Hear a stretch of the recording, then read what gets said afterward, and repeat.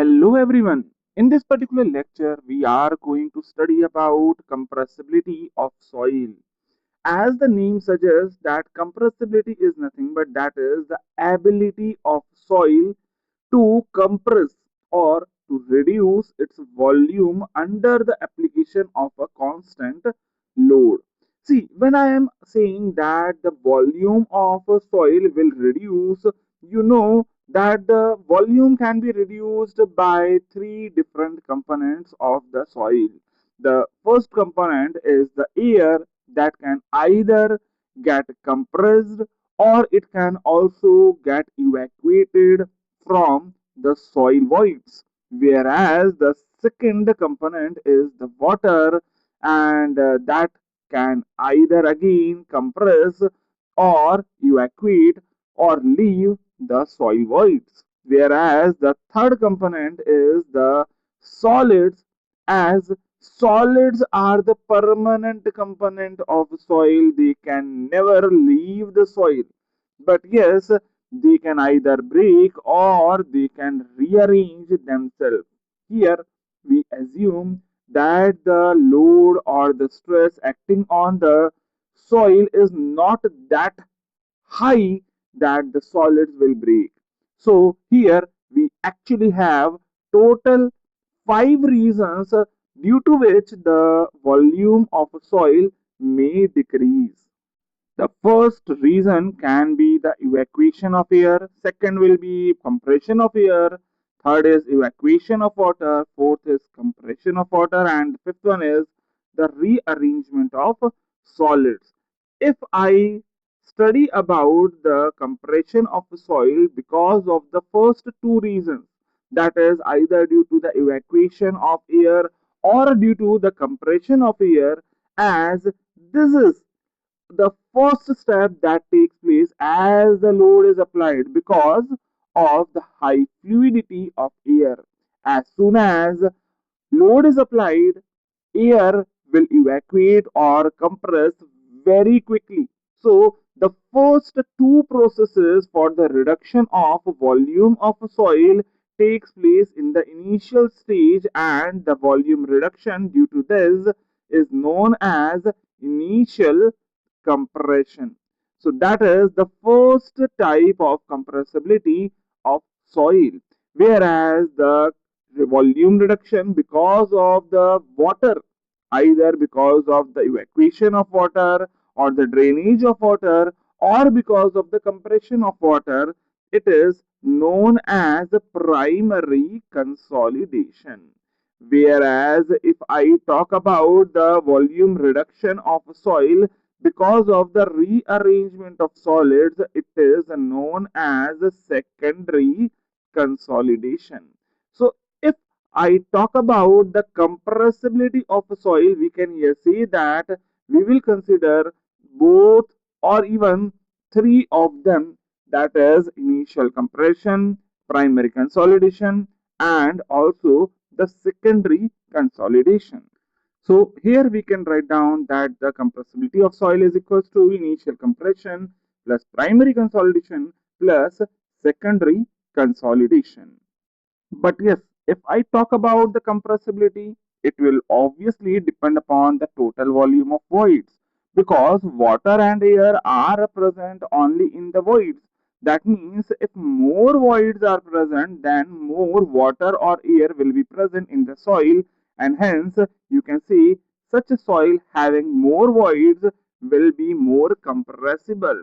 And as you know that voids are more in the fine grained soil, you can here say that fine grained soil will be more compressible as compared to the coarse grained soil. Whereas if you want to arrange the order, then you can here say that clay will be most compressible, followed by silt, and that will be followed by sand, and the least compressible will be the gravels. And yes, don't get confused when you see that the size of voids is more for the gravels, and by naked eyes you can see the voids of gravels very easily. So sometimes some people have the confusion that gravels have more voids, but it is not true, because when we are going to calculate the total volume of voids, then the total volume of voids is more in the fine grained soil. Even though the size of voids is small, but the number of voids in fine grained soil is very, very high, and that is why the total volume of voids is more in the fine grained soil, and that is why the compressibility of clay is much higher as compared to that of sand. Whereas if we talk about the size of voids, then the size of voids is more in gravel, followed by sand, then silt, and finally the least size of voids are found in clay. So that is the basic understanding about compressibility of soil. Now let us move ahead to the first type of compressibility, and that is the initial compression.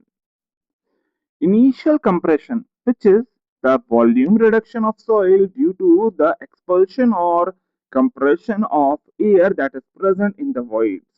Obviously, this particular process is a very quick process. So, here this is assumed to happen as the first process as soon as the load is applied to the soil. Whereas we also can tell that if a soil have more air voids, more initial compression will be seen. That means it will be more in the dry soil, whereas it will be very less or it will be negligible in the saturated soil, as there is no air voids that are present in the saturated soil.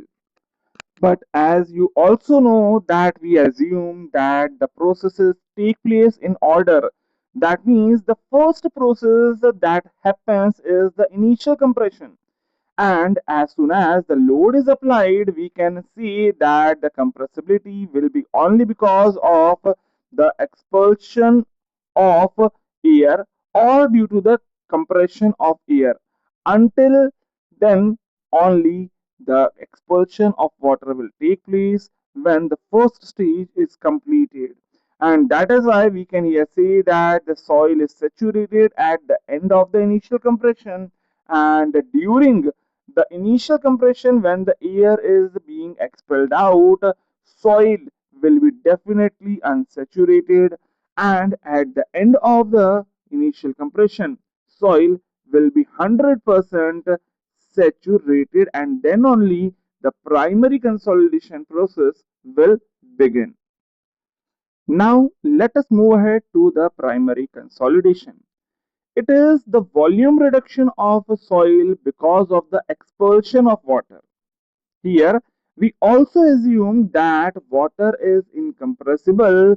So, you can also say that due to water, the only volume reduction is because of its drainage. As you know that in the initial stage, when the load is applied, water try to scatter that particular load and that carry the load also. But as water pressure gets increased, this water have a tendency to flow, and as water flows, it will transfer the load from water finally to the solids. And yes, the process of flow of water is gradual. That means here we can also see that this is a time taking process, and it will depend upon the permeability of soil. More is the permeability, more faster water will drain out, and hence faster will be the primary consolidation. Whereas if the permeability is less, then the process of primary consolidation may take even years and years. So this is actually a long process, but the rate will depend upon the permeability and also the load that is applied on the soil. Now, here you cannot say that the application of load will expel all the water that is present in the void, because Whatever is the load applied, it cannot remove all the voids that are present in the soil, and hence even at the end of the primary consolidation some water will remain present in the soil, and hence you can here say that even at the end of the primary consolidation soil remains saturated, although its water content has been decreased, its total volume has been decreased due to the primary consolidation. And when the primary consolidation ends, according to order, the third process begins, and that is the rearrangement of solids, that is known as secondary consolidation. Now, let us move to the third process of volume reduction or compressibility, that is secondary consolidation. It is simply the volume reduction because of the rearrangement of solids. Now, you can also see here that this rearrangement takes a longer time, even more than the drainage of water. So here we can see that this secondary consolidation is a function of time. More time is given, more secondary consolidation is seen. And yes, the time required is definitely in years and even in hundreds of years. Whereas, if I ask you that what will be the state of the soil during the secondary consolidation, obviously, this secondary consolidation begins when the primary consolidation ended. That means when the water pressure in the soil become relatively zero, or water carries only its own self weight, then primary consolidation ends and secondary consolidation begins. As even before the application of load, water was carrying its own self weight, and at the end of the primary consolidation also water is carrying its own self weight. We can here see that the relative water pressure at the end of the primary consolidation is zero, because it is as that of the initial water pressure, that is due to its own self weight. Whereas at the beginning of the secondary consolidation soil is 100% saturated, and as this process takes long years, it is possible that the soil will become either completely saturated or it may get dry in that particular time. So there is no fixed state when secondary consolidation is taking place. Now, please also understand that you are talking about a rearrangement of solids. And this rearrangement is easy if the solids are smaller. And that is why you see more secondary consolidation in the clay as compared to the other soil.